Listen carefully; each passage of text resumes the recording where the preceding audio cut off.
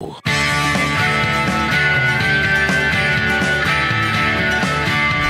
back to Positive Talk Radio. Our goal is simple: to explore evolving ideas one conversation at a time. So come on over into our world. I know you'll like it, because on today's show, we are going to help you live your life just a little bit better. And we've got just the guy to do it. But before we talk to him, I have to talk to Nathan. How are you, Nathan? Good afternoon, Kevin. I'm doing great. Happy Friday to you. TGIF. Yeah, absolutely. Now, I'm looking outside and it's cloudy. What's up with that? I don't know. All those fireworks that went off earlier, maybe. You know, there was something that we had called the 4th of July or Independence Day, and people like to make a bunch of explosions in the sky. I can't imagine why they would want to go do that. Just beyond me. Well, go spend a bunch of money and blow it up. I actually saw something that somebody said that the fireworks actually represent the bombs bursting in air from the day that they put the flag and conquered the territory. Technically, that's true, but I had a conversation with my son yesterday. He's down in Roy, and on the news they had a fire down there, and he goes, "That's my best friend's house." It was right next to the fire. And they had, I don't know what the outcome was, but they ended up having to, he was in the red zone, as it were. Oh, so he was evacuating and getting out of there. Well, he was actually sitting down having a beer. That's the kind of guy he is. Like a true American. Yeah. Yes, indeed. Well, he was having his best time. So anyway, we've got a great guest for you today. It's an awesome show. This gentleman has done over 1,300 podcasts. He does 7 a week, and he's on 7 or 8 other ones. He's dedicated to the proposition of making your life better and helping you do that. And he's got something that they call the Next Level University. And his name is Kevin Palmieri, and I would love to bring him on now because he's a seasoned veteran. He can teach me some stuff. What's happening, friends? How are you? I'm doing well. Thank you so much for having me. I appreciate it. I love the energy already, and hopefully I can add something positive to it. Absolutely. You want, I have no doubt. Welcome to Negative Talk Radio. Exactly. We're just going to kind of relax. I like it. You know, so it's a lot of fun. And I really want to get into, Kevin, people will say, well, gosh, the guy's running a successful business. He's got a dozen people or more working for him. He's got all these things going on, and he's one of those people that's leading one of those charmed lives. But it wasn't always that way, was it? No, it's very interesting. I think as human beings, we assume that where somebody is today is where they've been forever, and where we are today is where we'll be forever, and that just isn't the way it works. No, and you actually, I was reading your bio, and you actually had a moment when you were sitting on your bed and you were saying to yourself, I want to end this. It doesn't seem to be working for me. And I think, a lot of people do that. They end up sitting on their bed going, I hate my life. Yeah, I thought it was what I wanted, but it's not what I wanted, and I can't get what I want. So, so how did you make that I call it your bad country music song period. When like in my case, it was my dog died and my dad died, and then my wife left and I lost my house and all that kind of stuff. But for you, it was different, and your partner, it was also different, but you guys experienced the same moment in time. Describe it for us. Yeah, so for me, I had accomplished what I thought was success. Right, I was in my mid-20s. My girlfriend was a model. I had just won a bodybuilding show, so I was quite literally in the best shape I've ever been. I was making good money, sports car, new apartment. I had all the measures of quote-unquote external success. What I didn't realize, Kevin, is that external success does not necessarily translate to internal fulfillment and fixing the internal voids. So I went all in on making money. I realized that wasn't really fulfilling to me. So I started a podcast because I realized for most of my life, I lived unconsciously. The opposite of unconscious is hyperconscious. So I started a podcast called the Hyperconscious Podcast, as any young man would do, right? Why not? And I fell in love with the podcast as I was falling out of love with my job. So I had just made $100,000 at 26. I spent 10 months living in hotels because most of our contracts were on the road in other states. So I did what's called weatherization. And I knew that I didn't feel any different internally, and I wasn't willing to do the same thing I just did. I mean, I spent 10 months living in hotels every single day. It was brutal. I know I'm not willing to do what it takes to get that level of success again. I just started this podcast, which I love. Now it's harder for me to go to work. It's harder for me to pack my suitcase. It's harder for me to get in the van and drive 6 hours. So I start calling out of work. I start leaving the job sites early, showing up late. Kevin, I was not a good employee anymore, as you can tell. I was out. I was mentally checked out, but physically I had to be there and pay the bills, right? So my mental health kept getting worse and worse, and I was depressed, and I was anxious, and I was homesick, and I was sad all the time. And eventually, I woke up in a hotel room in New Jersey at 5:30 in the morning, 6 hours away from where I lived. Sat up, slid to the edge of the bed, lacing up my work boots, as I had done 1,000 times before. But the best way to explain it on that morning is there was like 10 televisions on in my head, and every single one is on a different station.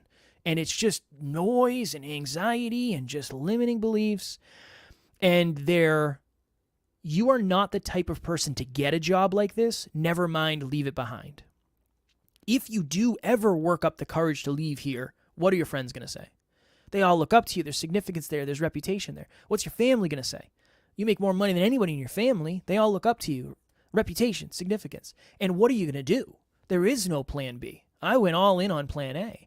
And Kevin, that was the moment where I thought to myself, if I take my life, I will take my problems with me.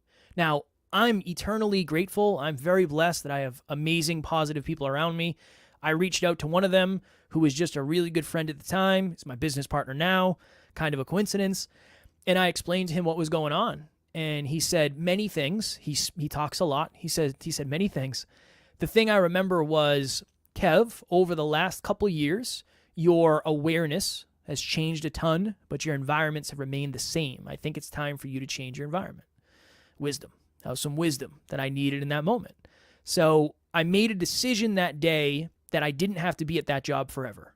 And that was something that just helped me so much. So I ended up leaving that job 3 or 4 months later, and then we went all in on a very small podcast with no business, no income, and no real understanding of what to do. And that was in 2018. And your friends and family said, Kevin, what are you doing? Yeah.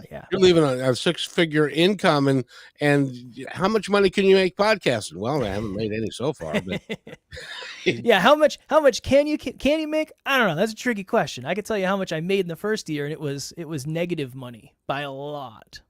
Oh, I've been there, am there, and have done that. So, but that happens. By the way, I want to make a point here, and that is the conversation you had with your now partner. That was no coincidence. I agree. A lot of people say, like, what changed that day? What was it that he said?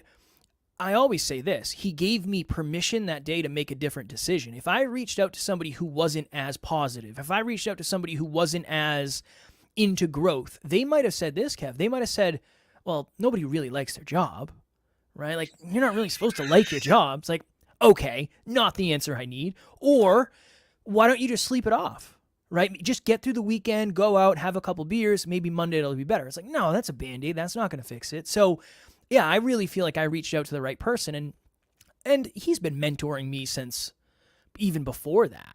Right? He was a friend, but he was a mentor. I'm just blessed to have somebody like him around, and now he's my business partner, and I talk to him too much and too often because we're always together virtually, but I'm very, very grateful for that, because I wouldn't be here. I don't know if I'd be here, one. I know I wouldn't be here where I am today, two. The interesting thing about that is that I was reading his bio, and he was just ahead of you. He went through the same bad country song music period, but it was ahead of you a couple of years. Yep. And so he'd made that decision, and I think that that's just how it works. Yeah. Is that he made that decision so that he would be in a position to help you when you needed to make that decision. I agree. I agree. It's necessity, right? Like when we hit rock bottom, there's a lot of necessity to start rebuilding.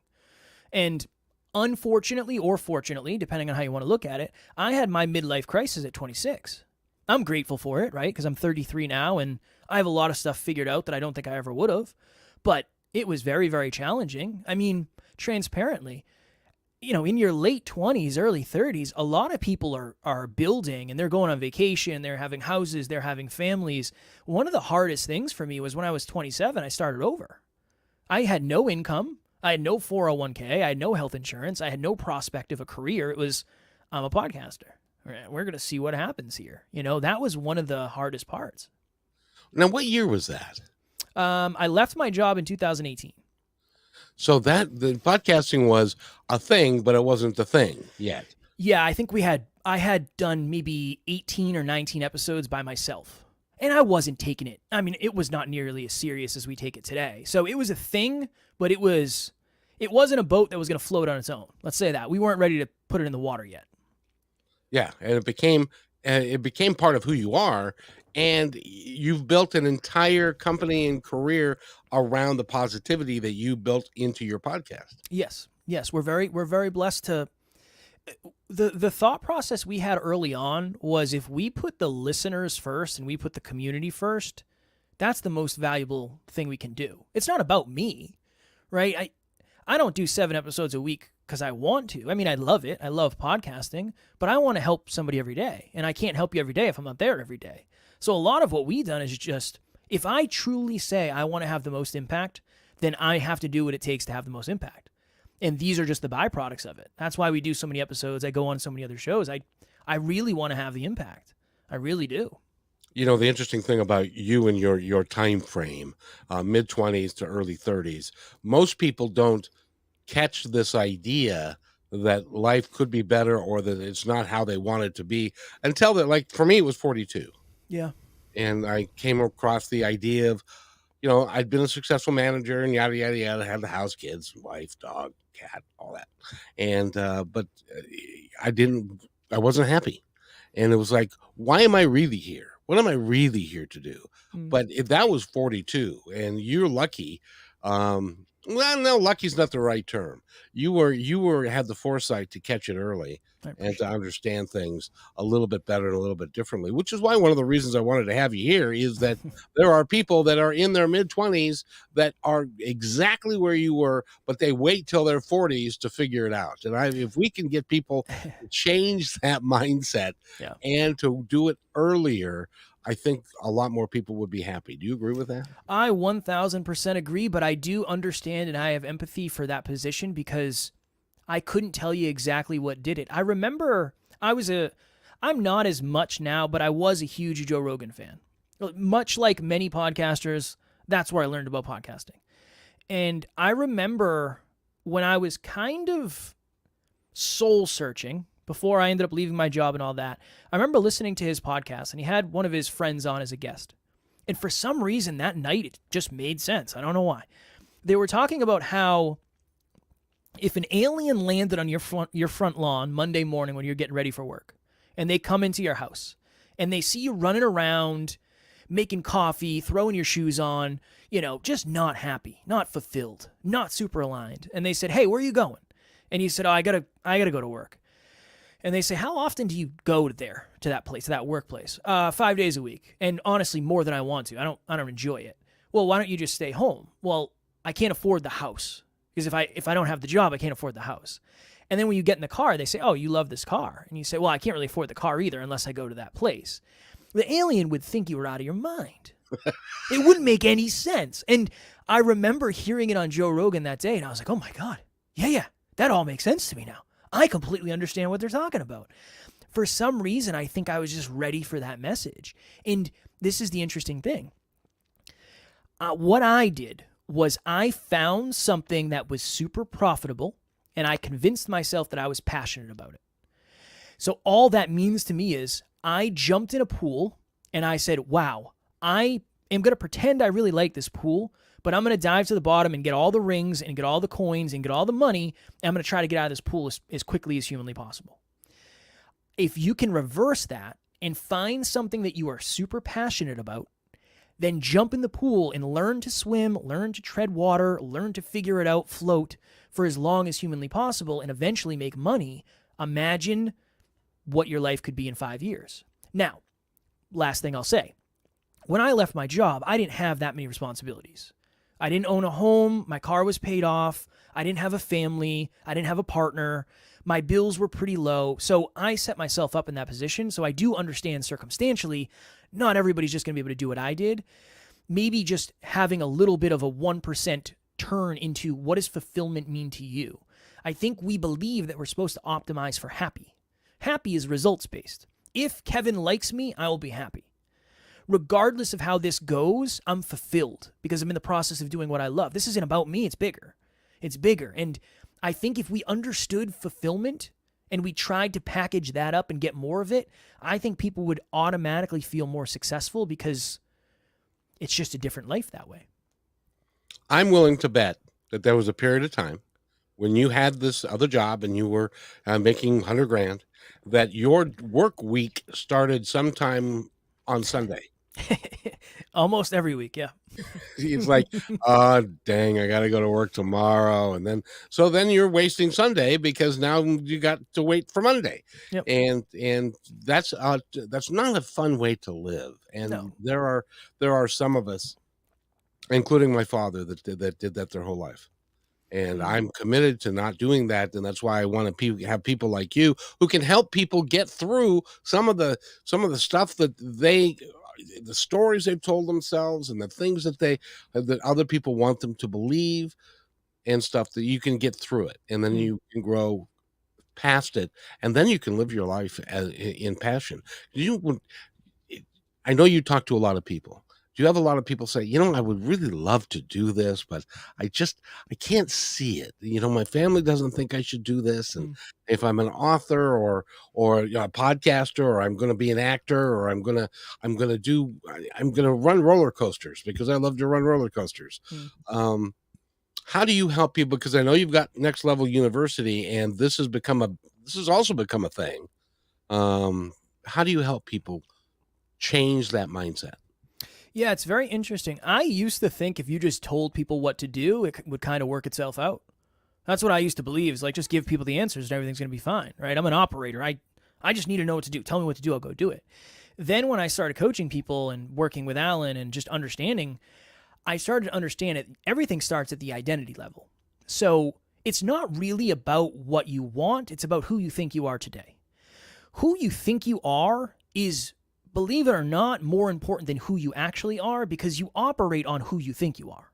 You could be the best at something. If you don't believe you are, it doesn't matter.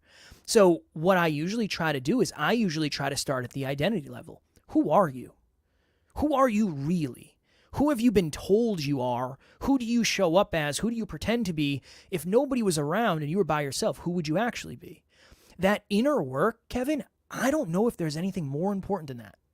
Because yes, it shows up in physical ways, but a lot of it is internal stuff from when you're young. You're running operating software that you didn't even put in there, right? So great example. I have a bunch of podcast clients. So I was on a Zoom call with a podcast client, and he said, Kev, it's interesting.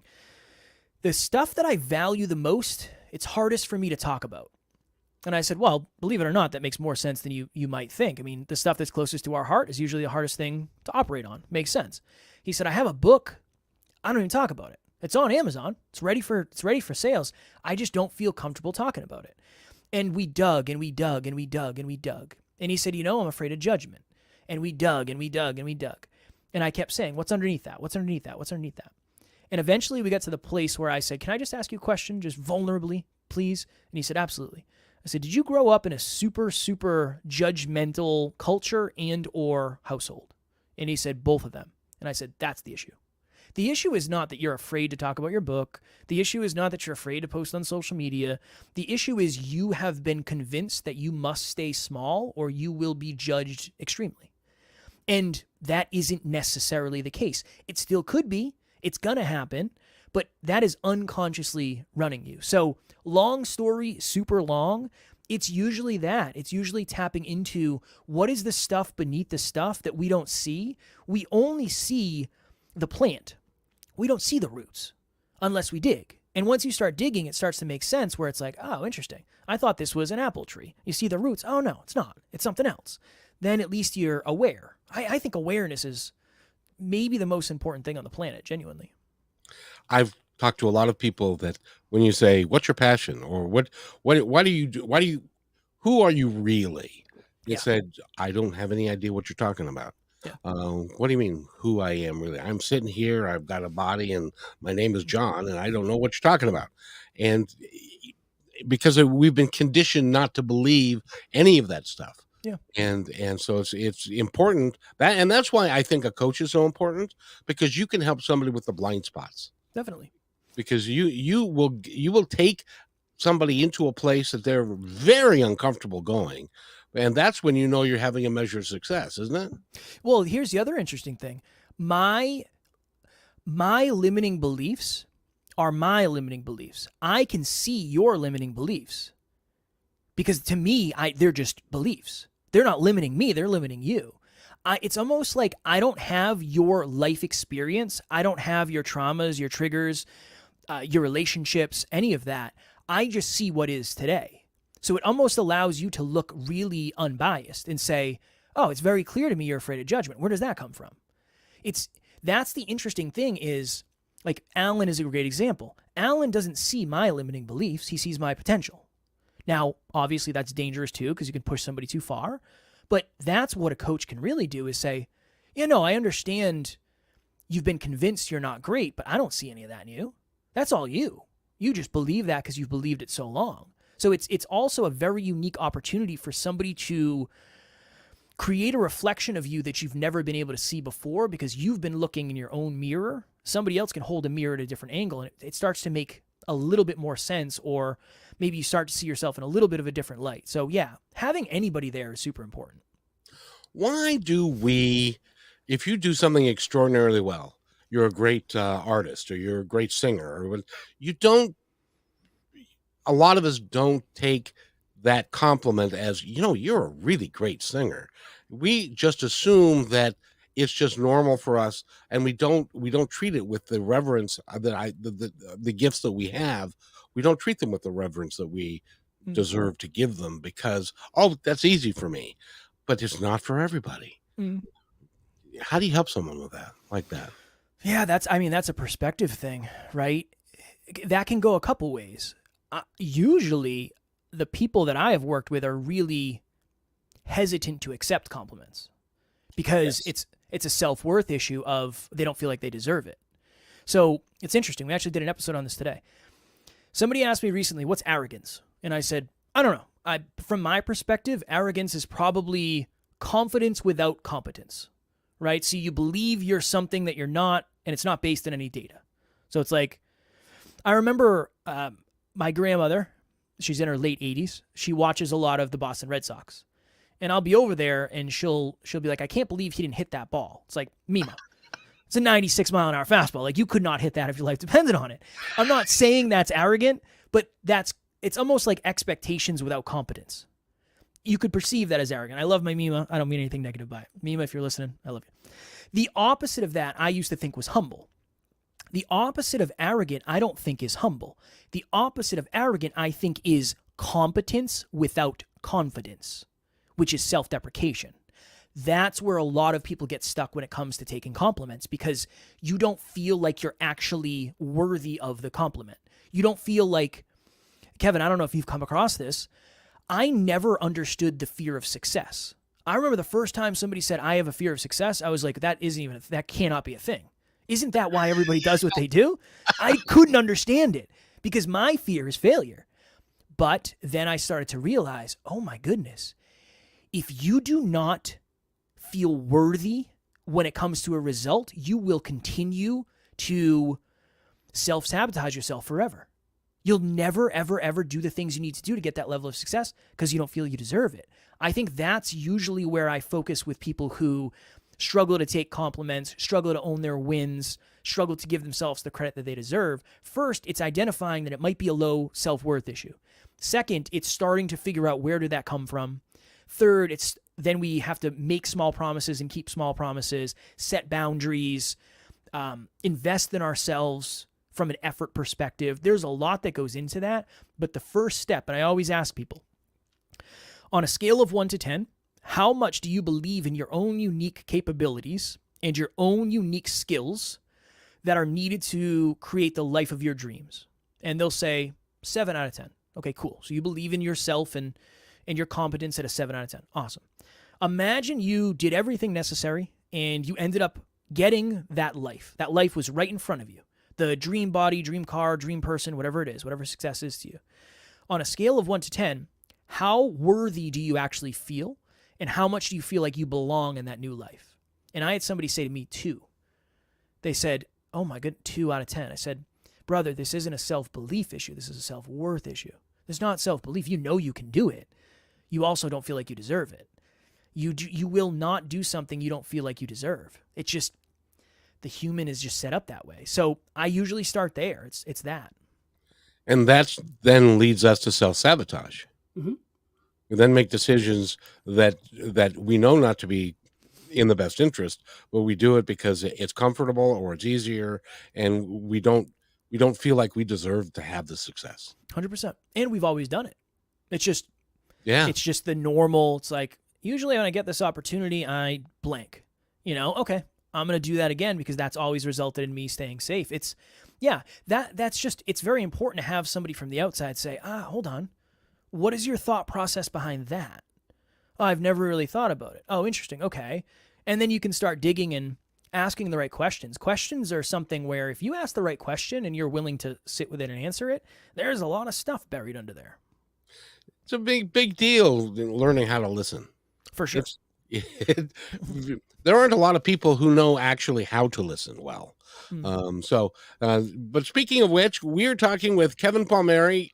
Go to his website, nextleveluniverse.com, and find out all about him, his partner, their program, and listen to their podcast after you listen to mine, of course.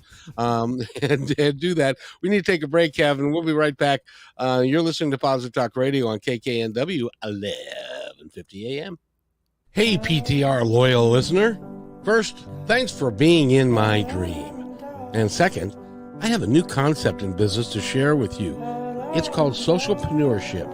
So, what's that? Well, it's the idea that any company designates all profits, beyond expenses, to be awarded to a local or international charity or project which is working to achieve good in the world. KM Media is such a company. We believe that it's important for us to give back whenever possible and to make great things happen. So I hope you'll join us in creating this new business model that will positively impact all of us. In the next few weeks, we will lay out the plan and begin our fundraising efforts. So stay tuned for more details right here on Positive Talk Radio.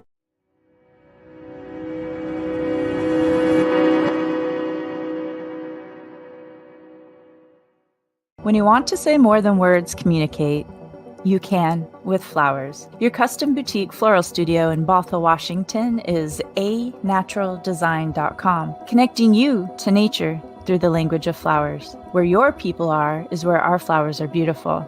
Your success is our goal. anaturaldesign.com at your fingertips today. Hey, thanks for listening to Positive Talk Radio. Did you know that we're also a media production company? Well, surprise, we are. We can create all kinds of audio, video products to fill any need. Please visit kmmedia.pro/our-store for a complete list of products and services. In addition, do you need a great voice to add to your own website or any other project? I know that we can add depth and quality to your work. I've been told more times than I can count by many professionals in the business that my voice adds to the quality of the presentation. So, let me create something for you. Please contact me at kevin@kmmedia.pro and let's create something great.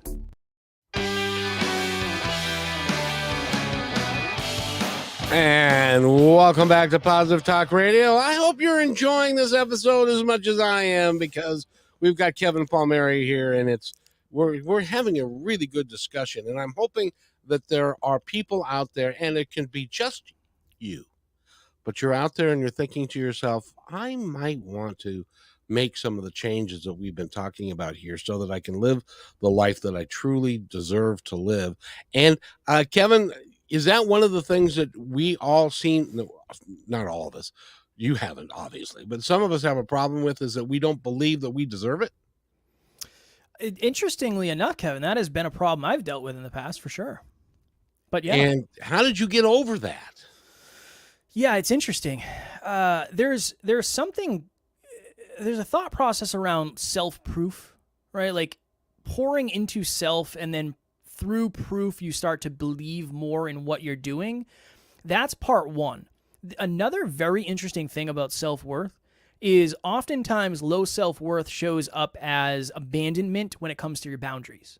So just hypothetically, say you and I agree this is going to be an hour interview, and it's starting to come up in an hour. And I have that moment where it's like, I really should get on my next call. I'm going to be late for my next call. My boundary is the top of the hour, but I don't say anything. And we just keep rolling and rolling. It's an hour and a half. It's 2 hours. I am abandoning my own boundaries, which is hurting my self-worth. That is another very interesting place to start for us all, especially if you have families that you struggle with boundaries around. That might even be where the low self-worth comes from. So that's another tactic, is ask yourself, how often am I abandoning my boundaries for the pleasure of other people, for the convenience of other people, so I don't break rapport? That's another great place to start. When you reached the conclusion that your job wasn't working for you, and you left that job and you started working on yourself and doing things, that what I call that is you were raising your vibration, you were raising your energy level. Did you find that there were people that that were currently in your life that no longer resonated with you because your energy level was now different, and that you had to make some sad but necessary changes in those relationships? Did that happen for you? Yeah, unfortunately for me, it was almost the opposite, where when my vibration raised, I started to realize how low other people's vibrations were. I remember I was dating a young lady, and she said, "Hey, I want to meet your friends. I've never met your friends." And I was like, "Yeah, no, that's valid. Yeah, okay. You want to come over this weekend? We'll have a cookout. You can meet my two best friends." And I said, so the first friend, I said, "You're going to love him. Like a big brother. He's the most supportive. He's going to be interested in everything you're doing. He's just my big brother. You're going to love him. So respectful. Just a great guy." And I said the second one. And when I started to think about it, I said, "Oh, no." I said the second one. Yeah, he's kind of arrogant. He's going to make jokes about you that he thinks are funny but aren't. He's definitely going to offend you. And he identifies as, I'm kind of a jerk. And I remember, Kevin, after I said that, I said, imagine if somebody had to introduce me that way. Imagine if that was the preface that somebody had to give before somebody met me. That day, I asked myself a simple question. Are the people in my life the best from my past or the best for my future? And that was the day I started reallocating time with certain people. Because here's the interesting thing about relationships, friends, family, whatever it is, acquaintances. We often forget why people are in our lives. Many people are in our lives just because they've always been in our lives. We don't even know why. If we had to say, like, what are the main 3 reasons they're there? Usually it's geography, grew up next to them, right? Nostalgia, I used to know them. And then convenience. It's easier than me going and finding somebody else to be friends with. That was such an important phase for me, where I started to understand that not everybody who is here should be, and not everybody who is in my past belongs in my future. Now, I know how cold that can sound. I know that can sound triggering or inconsiderate, but a lot of us, we have people in our lives who they just don't belong there. And they don't deserve to have the position that they do. They don't deserve to have the influence. And sometimes that's family too. And that is one of the hardest pieces of growth. We talk about it all the time with clients on the podcast, because it almost makes you want to stop growing, especially if you have a fear of outgrowing people. Exactly. That, and the interesting thing is, and you hit it right on the head, is that as we go through life and we grow up and we go to school and we're going and we get our group of friends, most of it is by happenstance. Yeah. We don't necessarily pick them. They just kind of show up and you resonate with them a little bit and you have a good time. But that doesn't mean that that's going to be the way it is always, Yeah. because you're going to change and you're going to grow. I had a friend of mine that was in, we were best friends all through elementary school. And then we fell out for a number of years, for like 20 years. And then he started calling me back. I want to reach out to my old friends and see how you're doing. Well, every time we talked, it was after he had 6 or 8 rum and cokes, and he was starting to talk about, I hate my job. I don't love what I'm doing. I want to get out of here, but I can't, and I'm stuck. And let me have another rum and coke. And I said to him, you need to quit. You need to go find out what you want to do, and then pursue it and go do it. That was the last time we talked. Because that message didn't resonate with him, and God bless him. I hope he's doing well, and if he doesn't change this time, perhaps he'll do it again next time. I don't know. Yeah. But we can't limit ourselves to stay where we are, because that's not who we are meant to be. It's hard enough to be successful, fulfilled, aligned, consistent when you have people in your corner that are actually rooting for you. Never mind if you have people who are unintentionally holding you back. And the other thing too, Kevin, is there's a lot of people unintentionally holding us back because they're afraid we're going to leave. I've been in that position before, where I had somebody who I was dating that was super confident, and I was so afraid she was going to go chase her dreams and leave me behind. And I was terrified of that. Yeah. And she probably was very pretty too. That was the model girlfriend. And she left, believe it or not. She actually left. And that's exactly what she should have done. She really should have. The other interesting thing about growing up, like starting with somebody when you're young and growing up, here's the thing. There's kind of 3 sets of things that determine our relationships. It's our core beliefs. What do we believe about the world? What do we believe about people? What do we believe? Like, what are the beliefs that keep us going? Core values. What do you value as a human being? So, Kevin, you value growth very clearly.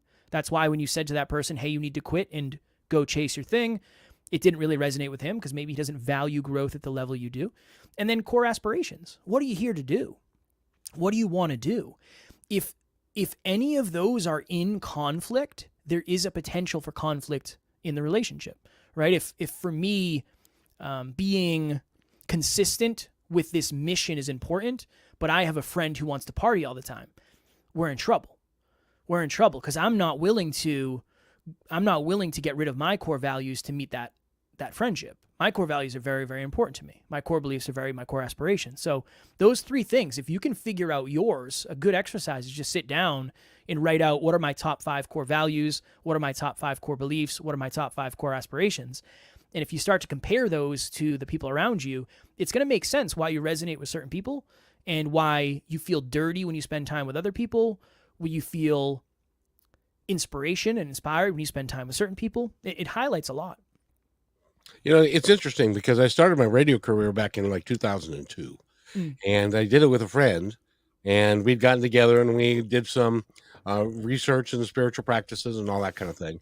And we decided that we wanted to share that with the world.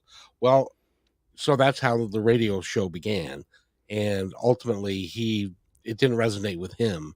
And so he left, but you found a partner. His name is Alan, and you resonated with him. And at one point in time, did he say to you, or you say to him, what my friend said to me, we need to start this thing and this radio show or TV, and we need to take it big, and we need to help a lot of people. How did that conversation begin? And it's still going on, but how did that conversation begin with you guys? Yeah, it's interesting. Alan, believe it or not, this is why things are very weird. Alan, before I had ever been on a podcast, Alan had a YouTube channel. Alan interviewed me as his first guest. When I started the podcast, I interviewed Alan as my first guest. So there was a lot of things going on. And this is even better, Kevin.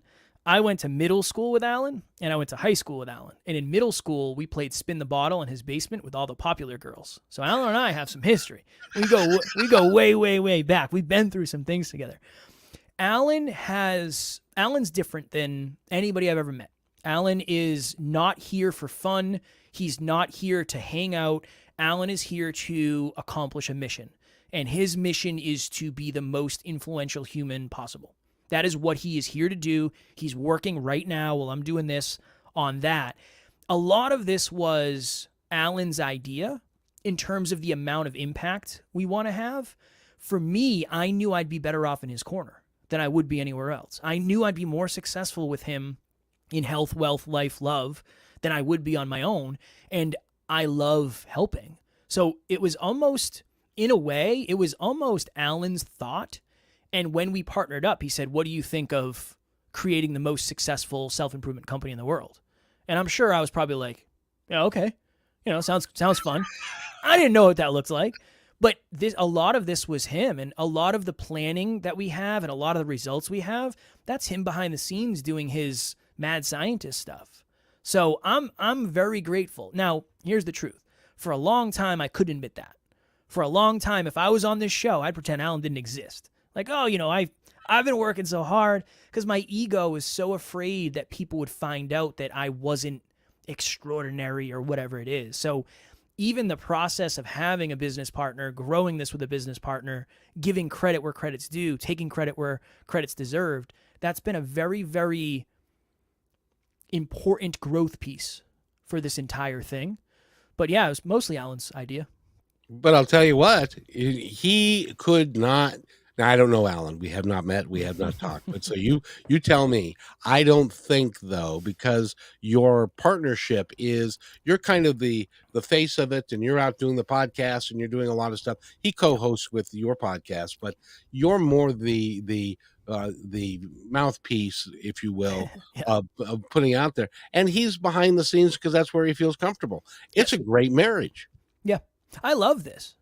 The fact that I'm with you right now, there's nowhere I'd rather be. I love it. I mean, I'm sure you can tell by how excited I get. Alan loves sitting in a dark room planning what we're going to do 15 years and 3 days from today.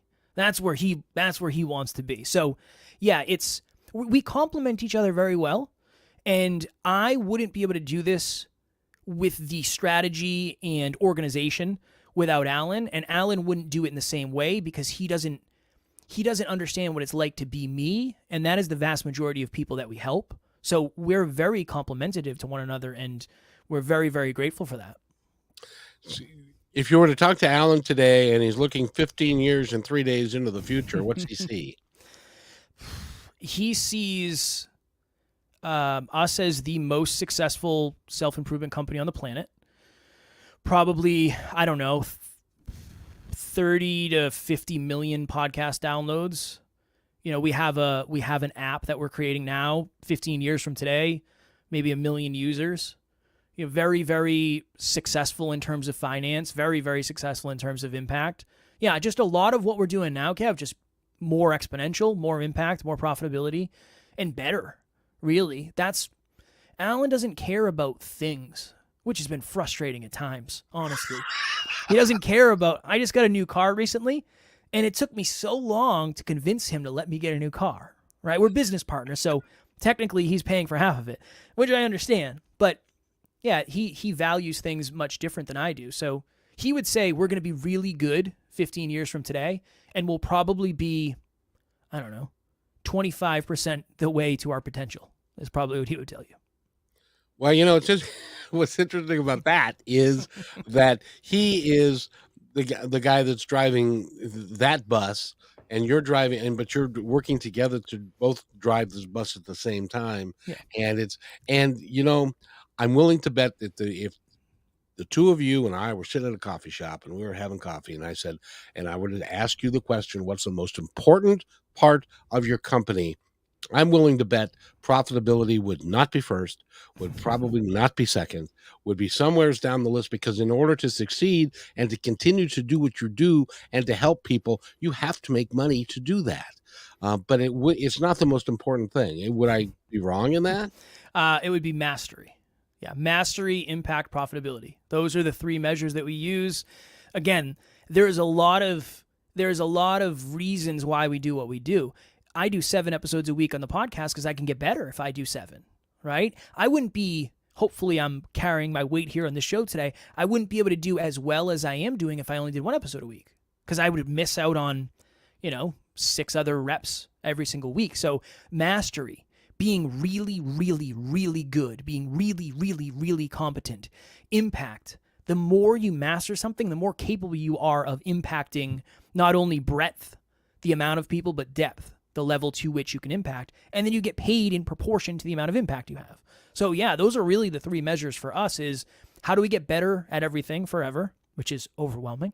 How do we use the new skills, the new talents, all of that to impact more people? And then how do we take that impact and create value from it and then exchange that for funds in terms of profitability? By the way, your impact on this show is tremendous. I appreciate it. And I'm willing to bet I'll sell my car, which is 10 years old, but I'll that there's somebody sitting in their driveway because they were coming home from someplace and they don't have an AM radio in their house, but they do in their car. So they're sitting in their driveway listening to the show because of the information that they're getting, because some of this stuff is absolutely golden. I appreciate it. Well, also, Kev, I got to throw it back to you because it takes two to. You're a radio host, you're a podcaster, you're an interviewer. You know it takes two to tango. So I would throw some of that back your way, my friend. Well, I really appreciate it. But I'll tell you what, 7 episodes a week. Now, is there ever like a Sunday where you're going, oh, I don't want to do it today? Yeah. Last night we recorded it. I worked from 5:30 in the morning until 10 p.m. last night because there's just so much going on. And we logged on. We use StreamYard, much like yourself. And we logged on, and I told Alan, I said, this is quite literally the last thing in the world I want to do right now. I don't want to record 3 episodes tonight. I'm tired. So we usually try to batch all of them on Monday, and we'll just hammer out 7 on Monday. Then I can I can go do coaching calls and be on other podcasts for the rest of the week. But yeah, it is a genuine challenge. But here's the interesting thing about growth. It's a genuine challenge because I have another podcast about podcasts that I do an episode for, and I'm on 7 or 8 others, and I have 10 coaching calls a week. So if you took away those things, the 7 episodes probably wouldn't be that challenging, right? So that's the interesting thing about growth is at one point, I could barely do 1 a week. That was like the hardest thing in the world. And as you get a little bit better and as you elevate, things get easier, and then you can say, that weight is too light. Let me add some weight. Always gym analogies with me. That's a great way to look at it. And I wanted to ask your opinion on this. Please. Because you're listening to KKNW 1150 AM, which is a radio station in Seattle. It's the 12th largest media market in the country. I also do a show on Kixie, which I want to have you on down the road, which is a 50,000 watt station in Seattle. And I've got a great show coming up at 3 o'clock in the afternoon. So just go to Kixie, 880 AM at 3 o'clock and listen to that show.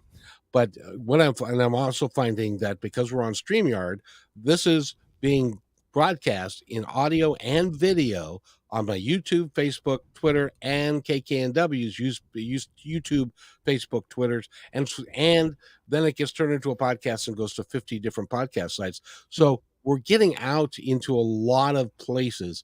I think that this is the wave of the future of being able to do audio and video and broadcast over the air and on the internet. What do you think? Yeah, it's interesting now where you can watch YouTube on your TV. So yeah, right? I almost exclusively watch YouTube on my TV now because the ability to create captivating content is just, it's so common. There's a guy I watch on YouTube. His name is Matt Armstrong. He literally buys cars and fixes them up. And the production value is awesome. And he's got good cutscenes and he's funny. And he's a great speaker. It's better than like any TV show I've ever seen. There's no commercials. It's only 17 minutes long. It's easy. It's free. Yeah, we're in a very interesting time where the barrier to entry is very, very, very low. But with the barrier to entry being low, the failure rate is also going to be very, very, very high. So the people who can hang on the longest are most likely the ones who are going to have, again, going back, they're going to master their craft, they're going to impact more people, and ultimately make money. Yeah, podcasting is kind of like a box of chocolates. You never know what you're going to get. You're going to get fun. That's true. Hopefully. Now, well, and the thing that about podcasting and doing what we do is that there are people, and if you're contemplating this, if you're saying I'm going to do a podcast, and so you do a podcast and you figure out how to do it, and it costs $500, $600, $700, and then you put it out there, and your mom and your brother and your uncle are listening and nobody else, and you're feeling like, I thought I was going to make $1 million doing this. You're not, unless you do it for a very long time. Yes. And you have got some great content, which is why I go in search of wonderful people like you. I appreciate that. It's a long game. If you're starting a podcast to make money, you should probably do something else. Honestly, I tell people that all the time. I didn't start this to make money. And if you start it from a place of passion, you get the hit right away, right? If you love what you do and you love talking about what you do and you love your audience, congrats. You're going to get your passion filled almost immediately, because 5 people listening is 5 people that weren't listening yesterday. But if you're saying, well, I only made $5 today, I need to make $999,995. It's like, well, you're gonna have a ways to go. It's going to be painful during that process as well. Yes. Now, I want to give you the opportunity, because we've got just about 5 minutes left. Sure. But by the way, our guest is Kevin Palmieri, and you can go to his website, nextleveluniverse.com. I would like you to I'm going to step aside, and I want you to tell our audience anything that you would like them to know. Oh, my goodness gracious. Usually 2 things. One, the biggest difference between who you are today and who you want to be eventually, it's your habits. It's the stuff that you're doing today, right? The reason we have the results we have today is not based on what we did yesterday. It's probably based on what we've been doing for the last 6 months. So maybe this is a inspiring or a breakthrough time for you to say, wait, what am I actually doing with my time? And is that going to create the future that I actually desire? That's something I would say. And then this is just kind of one of the themes I've been on lately, a perspective that really, really helped me. From day to day, progress is invisible. From year to year, it's impossible to miss. Going back to the analogy about starting a podcast, right? From day to day, not a lot's going to happen. I went to the gym yesterday and I went to the gym today. I don't know. I look the same, I think. I don't think I look any different, and not, at least not measurably. But if I look back a year to today, I'm drastically different, right? So I think we get lost in the short term and we get lost in the long term. But understanding that the short term leads to the long term, and a lot can happen in a couple of years. It's interesting, Kevin. I'm very humbled by all the kind words I get. I am. It means the world to me. This is all weird for me. I don't even know how I got here a lot of the time. But it's only been 6 years. What's going to happen in another 20? I don't know. It's going to be weird. 6 years, it's a college degree and a half. I mean, it's not that much time when you think about it. So if you can do something consistently for a month and then turn that into 2 and 6 in a year, you can be in a very different place than you are today. And here's the thing, scary and or empowering. Your future is going to happen regardless of how well you design it. 5 years from today, your life is going to look different. It's either going to be by design or by accident. Hopefully, maybe something I said today will help us make it by design more. That is sensational. And thank you. And I knew that I would get that out of you, because you are a great podcaster. And by the way, I dare say this. I think Joe Rogan needs to be in fear, because Spotify is going to come say, Kevin, I think that you can do everything, but with a positive attitude and a positive angle and I don't listen to Mr. Rogan a lot, but I would listen to you, and I'm going to be listening to you, because going on to your podcast, which again is called Next Level University. Next Level University, and they've got 1,300 and some odd episodes. Yep, 1,392, I think. We recorded 2 today. Oh, very good. Have you ever thought about doing it live? I think you'd be really awesome doing it live. I appreciate that. Yeah, so we did a live podcast every single week in our Facebook group for like 150 weeks or something, and then we were like, honestly, I don't know if this is worth doing it the way we're doing, just because we have to be in the same place at the same time every single week, and it's probably not scalable for us to do that with the amount of stuff we're doing. So we did it a very long time live, and then we said, you know what, this probably isn't best. I kind of miss it. I do. There's an extra pressure, and I think that extra pressure puts you outside of your comfort zone a little bit, and sometimes that's where you shine. And that's where I love doing it live. It gives me that pressure. By the way, we've been talking with Kevin Palmieri. Go to nextleveluniverse.com. Kevin, thank you so much for being here. Unfortunately, they're going to make me go away now, but I always end every show with be kind to one another because each other's all we've got. We'll see you at 3 o'clock on Kick.